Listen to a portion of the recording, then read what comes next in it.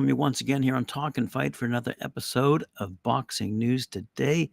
And let's start off with women fighting in the ring around the world. I've got a whack of results courtesy of our good friend Sue Fox over at womenboxing.com. Let's start off with most recent results out of Ukraine. Anastasia Petrenko won by second round technical knockout over Valeria Korachuk. Day before that, in Mexico, Paulette Valenzuela won by majority decision over Cristina Hernandez. And on that same day, over in the United Kingdom, Linzi Buczynskyj out of Lancashire, United Kingdom, was born in Lancashire, won a six-rounder by points over Victoria Perkins out of Swansea. In a second female bout of the evening, Ashley Johnson won another six-rounder by points also over Jamilet Vallejos. On that same night, over in Canberra, down under, at the Southern Cross Club, Sarah Watt won a six-rounder unanimous decision over Ali Jensen. Also same night. Wow, we had a busy night on the... Let's have a look in Italy. Palazzo Valle Martella in Zaccaroli. Bantamweight, Simona Salvatori won a 10-round unanimous decision over Svetlana Veselikaska. Wow. Sorry for that mispronunciation. I guarantee I blew it there. Simona won the IBF International title in the process. In the second female bout of the evening, Mary DeBari won a six-rounder by points over Evelyn Camporeal. In Birmingham, the night before all that happened, super welterweights Kirstie Bavington won a six-rounder by points over Teresa Davakova. Day before that, in the Commerce Casino, I think I mentioned this one last week, in the Commerce Casino, Commerce, California, Sasha Tutor, making her pro debut, had split draw with Jesus Gonzalez.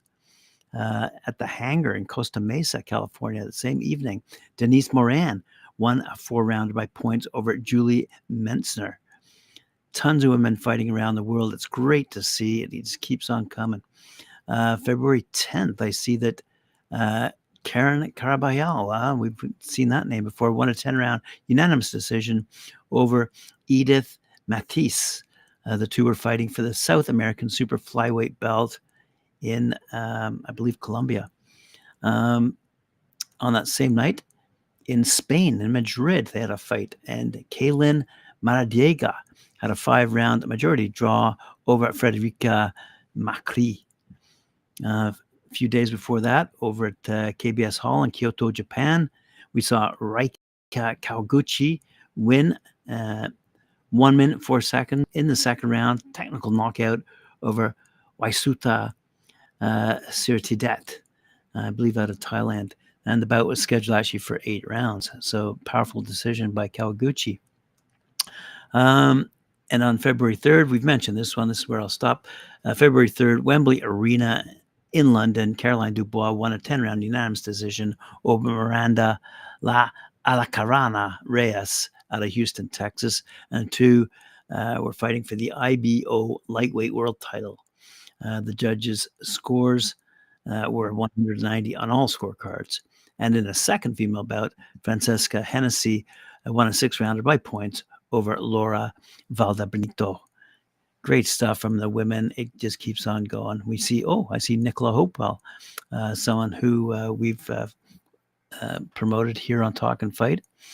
She won over Catapap. Very good, very good. Club Deportivo in Galvez, Veronica Ruiz won a 6-rounder against Karen Dominguez. Fantastic stuff. I've mentioned this one, Nicaragua, but because I've been to Nicaragua, I love Nicaragua. A lot of fun down there. Super flyweight, Roxana Mendoza won a 4-round unanimous decision over Fatima Cuevas. A lot of names you haven't heard of, but a lot of names to look out for if you're following women in the ring, such as we are here on Talk and Fight. And let's move over to the next story that's going to take place in Puerto Rico, courtesy of Jake Paul. But he's promoting, as you know, Amanda Serrano quite heavily, and she's about to go toe-to-toe against a great German fighter, Nina Meinke. So let's have a quick little preview of that upcoming fight. It's a showdown between Serrano and Meinke. It's poised to make history, by the way, as the biggest female boxing event in Puerto Rico, set to take place at the Coliseo, also known as a Cholicio, in San Juan, Puerto Rico. It's a highly anticipated matchup, promises to certainly captivate audiences with a fine display of skill and determination. Again, courtesy of Sue Fox's channel, womenboxing.com. Addressing the press at the Distrito T-Mobile complex during the first official press conference for their March 2nd bout in the featherweight division, I might add, Serrano, the reigning ring featherweight champion, expressed her anticipation for what she believes will be a fierce battle. Recognizing Meinke's opportunity to claim her belts and make her mark in the boxing world, Serrano acknowledged her opponent's toughness and skill, setting the stage for an epic showdown. Fantastic stuff. Let's see what Jake Paul has to say about. He doesn't have to say anything about that. But what he is saying is he's offering Tommy Fury $20 million, US dollars, I imagine, in a 2-fight deal. Why? Because he accuses Fury of ducking. So let's have a quick read of the story, courtesy of, I believe, originally posted in boxingnews.com. And it's given to us via Yardbarker. So let's have a quick look here. Jake Paul has given Tommy Fury an offer worth $20 million for 2 fights, one of which includes an MMA bout. Wow. Paul is seeking to avenge his only loss after he came second best to Fury via split decision, as we all remember that. That was Paul's only bout against a professional boxer, but he did grab the highlight of the fight, dropping Fury with his jab. And since that loss, Paul bounced back from his defeat to beat Nate Diaz. That created the momentum for Paul to face another professional boxer. He knocked out Andre August in the first round to beat his first professional boxer. The problem child, as Jake Paul is called, will now take on Ryan Bourland on March 2nd, a former Golden Gloves winner down in Puerto Rico. And said Jake Paul, I've always said my goal is to become a world champion. I beat a pro boxer in December in the first round, someone who's been boxing their entire life. And what did I do next? I went straight back to camp to get ready to face my next opponent, a professional boxer who has twice as many professional fights under his belt than I do. It's a new year. It's even better at me. And I'm facing an even more experienced, seasoned boxer. Now, provided he comes out victorious, the focus is on that Fury rematch. So Jake Paul previously stated Fury priced himself out of that rematch originally. And he said, I think he is a lot of things, one of which is not very serious about the fight and actually making it happen, and too unrealistic in terms of offers and finances. He thinks he's his brother, and his dad is delusional in terms of what he's actually worth.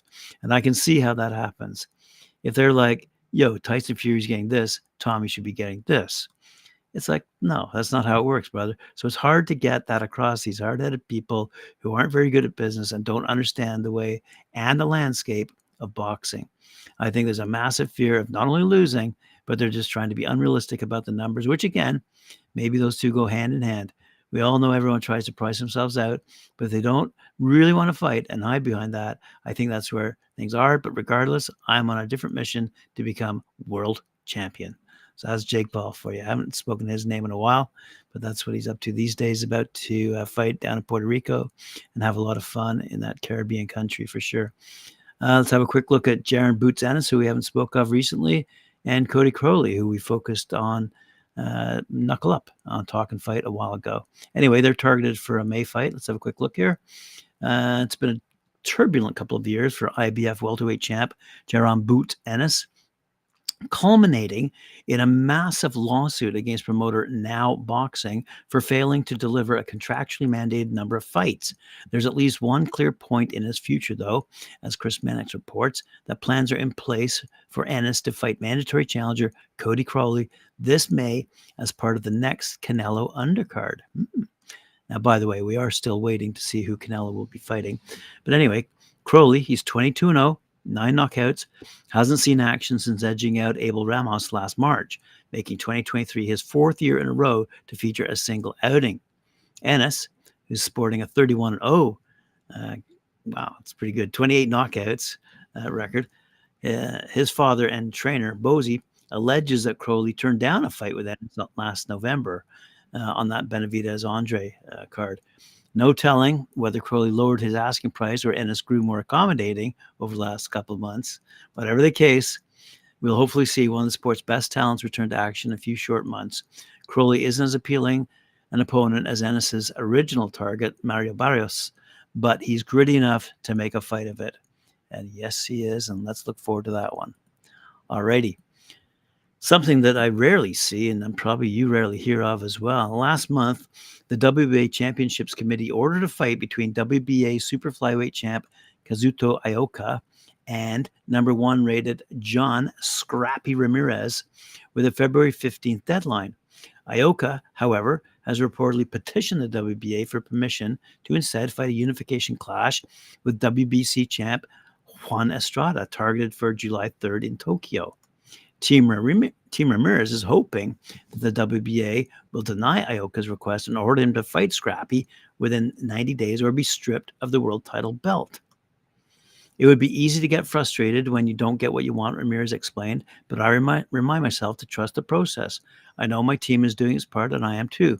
It's all about trusting the process, and I'm a strong believer in that. I need to stay patient and focused in the gym on my vision and my dream. I'm an old school fighter. After I win the belt, I want to fight 3, 4, 5 times a year defending it before I make the move to 118 pounds. I've also had several conversations with the WBA and its committee, and I believe this fight will be next. I've been saying all along that I'll fight him in Japan. I'll fight him on the moon. He's the champion, and I'm willing to fight him anywhere. I'm not getting frustrated, and I know that I need to stay smart. The beauty of the journey is I don't have all the answers, but I get it. If I'm Ioka, I wouldn't want to fight me either.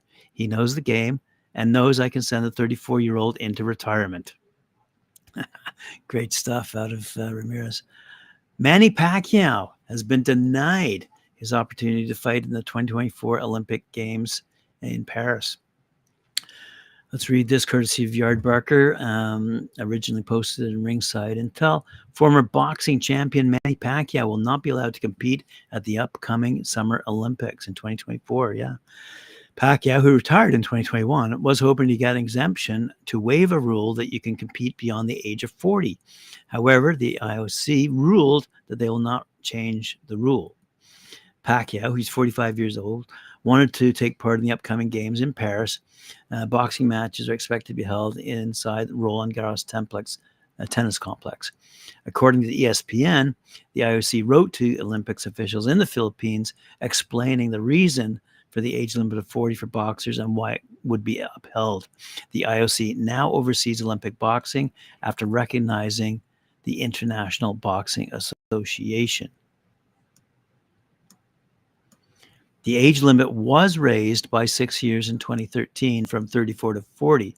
Pacquiao could have competed at the 2016 Summer Olympics in Rio, but opted against it to remain home as an elected senator. The Philippines, Great, fantastic. The Philippines was looking to get a so-called universality entry to the upcoming games. These allow a free pass to events given to countries that have few athletes and struggle to qualify on merit. Universality places are not allocated to teams with an average of more than 8 athletes in individual sports or disciplines at the last 2 editions of the Olympic Games, said the IOC. This is the case for the Philippine Olympic Committee. Pacquiao ended his career in 2021. After 72 fights, he captured 12 world titles at a record 8 weight classes during that time. Fantastic fighter, one of my favorites, one of your favorites, I'm sure, but he will not be fighting in the Olympics. But he says he could be ready for Terence Crawford in 8 weeks. We'll have to wait and see on that one, won't we? Thanks very much for joining me here on Talking Fight. I appreciate your interest in boxing. Remember to like, share, subscribe, hit that notification bell. We'll see you again 11 a.m. Eastern Time, as I said, here on Talking Fight. Thanks again. We'll see you tomorrow.